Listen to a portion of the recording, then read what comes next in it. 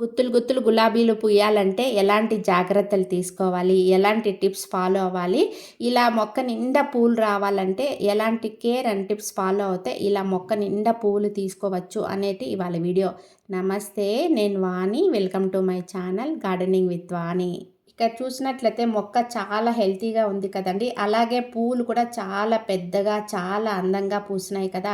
So దీనన్నిటికీ కారణం ఏంటి అంటే ఫ్లవరింగ్ బూస్టర్ ప్రతి 15 రోజులకు ఒకసారి నేను మొక్కలకి ఇవ్వడం వల్ల ఇలా మొక్క నిండా పూలు రావడమే కాకుండా పూలు కూడా చాలా పెద్ద సైజులో రావడం జరిగింది.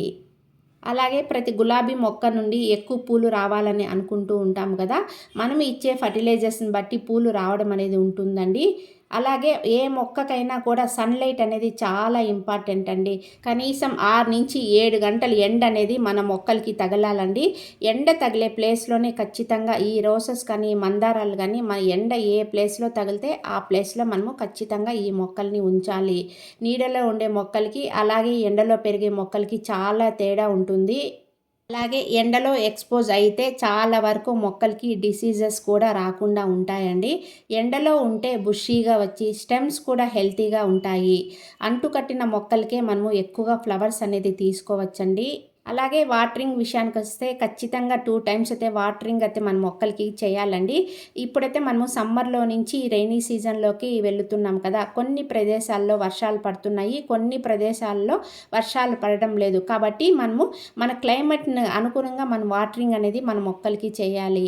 ఒకవేళ మీరున్న ప్రదేశాలలో వర్షాలు పడుతూ ఉంటే మట్టి డ్రై అయినప్పుడే వాటర్ ఇస్తే చాలండి. ఓవర్ వాటరింగ్ మాత్రం ఇవ్వకూడదు. ఎందుకంటే మొక్కలలో తేమ ఎక్కువైతే మాత్రం తెగుళ్ళు వచ్చే అవకాశం ఉంటుంది. అలాగే మనం రోసెస్ని సెలెక్ట్ చేసుకునేటప్పుడు మనము అంటే బటన్ రోసెస్, చిట్టి గులాబీలు ఇలాంటివి ఉంటాయి కదా. అవి అయితే మనకు ఎప్పుడు పూలు అయితే పూస్తూ ఉంటాయండి. అలాగే కాశ్మీర్ రోసెస్ కూడా మనకి ఎక్కువగా పూలు అనేది వస్తూ ఉంటాయి. అదే హైబ్రిడ్ రోసెస్ అయితే మనకు పూలు అయితే తక్కువగా వస్తాయి. అలాగే మనము నర్సరీ నుంచి మొక్కను తెచ్చుకునేటప్పుడు మొక్కను చూసి తెచ్చుకోవాలండి. కింద స్టెమ్ అనేది బలంగా లావుగా ఉండి వాటి చుట్టూ స్టెమ్స్ ఉండేటటువంటి మొక్కను మనము సెలెక్షన్ అనేది చేసుకోవాలి. సింగిల్ స్టెమ్ లాగా ఒకే కొమ్మ ఉండేటటువంటి ప్లాంట్ని మాత్రం మనము తీసుకోకూడదు. ఎందుకంటే మదర్ స్టెమ్ అనేది చాలా స్ట్రాంగ్గా ఉండాలండి. అది కొంచెం గట్టిగా ఉంటే దాని చుట్టూ చిన్న చిన్న స్టెమ్స్ వచ్చి పువ్వులు వస్తే అది చాలా మంచి మొక్క అన్నమాట. కాబట్టి అలాంటి మొక్కల్ని మీరు చూసి నర్సరీ నుంచి తెచ్చుకోవాలి. నర్సరీ నుంచి తెచ్చుకున్న మొక్కను మనము నీడలో ఉంచాలండి, ఎండలో పెట్టకూడదు. 3-4 రోజులు అంటే షెమీ షెడ్లోనే ఆ మొక్కల్ని ఉంచాలి. అలాగే రీపాటింగ్ చేసుకోవాలనుకున్న వాటిని వెంటనే మనము రీపాటింగ్ అనేది చేసుకోకుండా ఒక 7-8 రోజుల వరకు మన క్లైమేట్కి, మన వాటర్కి వాటికి కూడా అలవాటు పడాలి. సాయిల్ మిక్స్ అనేది చాలా ఇంపార్టెంట్ అండి. మంచి సాయిల్ మిక్స్లోనే మనం మొక్క నాటితే అది అంత మంచిగా గ్రోత్ అనేది ఉంటుందండి. యూనివర్సల్ సాయిల్ అంటాం కదా. సో 40-30-30 అంటే రెడ్ సాయిల్ 40%, వర్మీ కంపోస్ట్ కానీ అలాగే మాగిన పశువుల ఎరువు కానీ ఏది ఉంటే అది మనము 30% యాడ్ చేసుకోవాలి. అలాగే ఇసుక అండి, ఇసుక కానీ రైస్ హస్క్ కానీ లేకపోతే కోకోపీట్ కానీ ఏది ఉంటే అది 30%. అలాగే మనము నీమ్ కేక్ అండి, అంటే మనము వేసే కంటైనర్ని బట్టి మనము నీమ్ కేక్ అనేది యాడ్ చేయాలి. ఇవన్నీ బాగా కలిపిన తర్వాత ఇలాంటి సాయిల్ మిక్స్లో మొక్క అనేది మనం నాటినామనుకోండి ఇంకా తిరిగే ఉండదు. ఇలా రోసెస్ అన్నీ విరగపూయాలంటే ఒక లిక్విడ్ ఫర్టిలైజర్ని చూపిస్తానండి. అది ఎలా తయారు చేయాలో చూసేద్దాం. మీ దగ్గర బియ్యం కడిగిన నీళ్ళు కానీ, కందిపప్పు కడిగిన నీళ్ళు కానీ ఉంటే స్టోర్ చేసుకోండి. ఎందుకంటే అందులో మనకి ఎన్పికే అనేది చాలా రిచ్గా ఉంటుంది. ఇది మాగిపోయిన అరటిపండు అండి.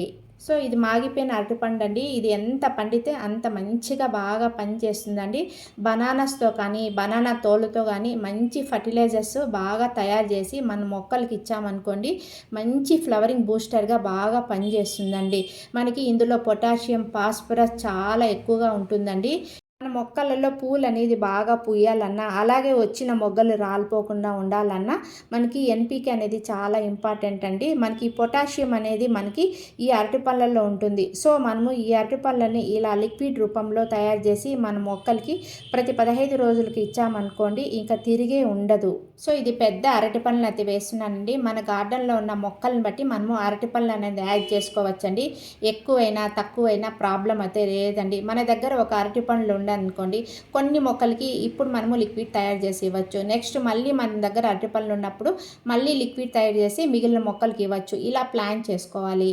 ఇందులో తగినంత బెల్లం కూడా యాడ్ చేస్తున్నానండి. బెల్లం అనేది మనకి అందాజుగా వేస్తున్నాను. ఇది మనం యాడ్ చేయడం వల్ల ఏంటి అంటే మంచి ఫర్మెంటెడ్ కావడానికి అవకాశం ఉంటుందండి. అలాగే మొక్కకు కావాల్సిన న్యూట్రియంట్స్ అన్నీ కూడా మనకు ఇందులో అందుతాయి.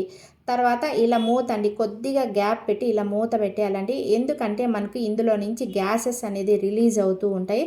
కాబట్టి కొద్దిగా మనము ఇలా గ్యాప్ అనేది ఉంచాలి. సో 3 డేస్ తర్వాత దీన్ని బాగా డైల్యూట్ చేశానండి. 1:10 రేషియోలో బాగా డైల్యూట్ చేసి మన మొక్కలకి ఇవ్వాలండి. డైరెక్ట్గా అలాగే ఇవ్వకూడదండి. కాన్సన్ట్రేషన్ అనేది చాలా ఎక్కువగా ఉంటుందండి. అంటే 1 లీటర్ ఈ వాటర్ అనుకోండి, 10 లీటర్స్ నార్మల్ వాటర్లో డైల్యూట్ చేసి ఇలా మొక్క పీల్చదగినంత ఇవ్వాలండి.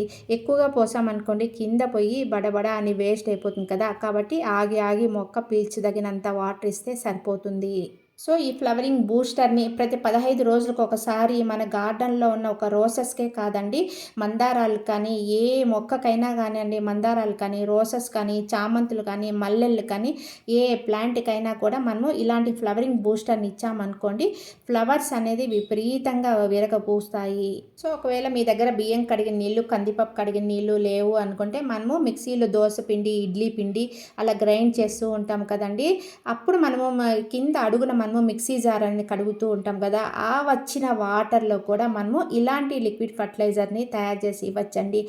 ప్రతిదీ కూడా మనము వంటింట్లో వచ్చే వేస్టెస్తో ఇలాంటి లిక్విడ్ ఫర్టిలైజర్స్ తయారు చేసి మన గార్డెన్లో ఉన్న అన్ని మొక్కలకి ఇవ్వచ్చు. సో ఇలాంటి లిక్విడ్ ఫర్టిలైజర్స్ మనకి వాసన రావు, పురుగులు పట్టవండి. మెయిన్ అపార్ట్మెంట్లో ఉండే వాళ్ళకి చాలా రకాల సమస్యలు అనేది ఉంటాయండి పక్కన వాళ్ళతో. సో అలాంటి వాళ్ళందరూ ఈజీగా ఇలాంటి లిక్విడ్ ఫర్టిలైజర్స్ తయారు చేసి మీ మొక్కలకి ఇచ్చినా కూడా ఎటువంటి వాసన రాదు, ఎటువంటి పురుగులు పడవు. సో ఇది కాశ్మీరీ గులాబీ అండి. ఇలా మనకి గుత్తులు గుత్తులు పూలు పూసిన తర్వాత అంటే మొగ్గలు అయిపోతాయి కదా, అప్పుడు ఖచ్చితంగా మనము కటింగ్ అనేది చేయాలండి. కటింగ్ చేసేటప్పుడు కూడా మనము క్రాస్గా కట్ చేయాలండి. కట్ చేసిన ప్లేస్లో ఖచ్చితంగా సాఫ్ ఫంగిసైడ్ కానీ, పసుపు కానీ, అలోవెరా కానీ ఏదైనా కూడా మనము ఖచ్చితంగా కట్ చేసిన ప్లేస్లో పెట్టాలి. లేకపోతే ఫంగస్ అనేది అటాక్ అయ్యి మొక్కతే చనిపోయే ప్రమాదం ఉంది. అలాగే మనము పెస్ట్ ఉన్నా లేకపోయినా ప్రతి 10 రోజులకు ఒకసారి నీమ్ ఆయిల్ అండి, అదే వేప నూనె అంటాం కదా, ఖచ్చితంగా మనము స్ప్రే చేస్తూ ఉంటే ఎటువంటి పెస్ట్ అనేది మన మొక్కలకి దరి చేరదు. ఒకసారి పువ్వులు అయిపోతానే కట్ చేయాలండి. కట్ చేస్తేనే మనకి ఇలా కొత్త కొత్త చిగుర్లు వచ్చేసి మొగ్గలు వచ్చేసి పువ్వులు వస్తాయండి. కట్ చేయకపోతే చిగుర్లు అనేది రావు, ఆటోమేటిక్గా మొగ్గలు రావు, అలాగే పువ్వులు అనేది రావు. సో ఇలాగ మీ గార్డెన్లో కూడా రోసెస్ విరగపూయాలంటే ఈ ఫ్లవరింగ్ బూస్టర్ని మీరు కూడా యూజ్ చేయండి. తప్పకుండా ఇలా గుత్తులు గుత్తులు పువ్వులు వస్తే పూయించుకోవచ్చు. ఈ వీడియో మీ అందరికీ నచ్చింది అని ఆశిస్తున్నాను. నచ్చినట్లయితే ఒక లైక్ ఇచ్చేయండి, అలాగే కామెంట్ చేయండి, షేర్ చేయండి, సబ్స్క్రైబ్ చేయండి. Wish you A happy gardening. Thank you.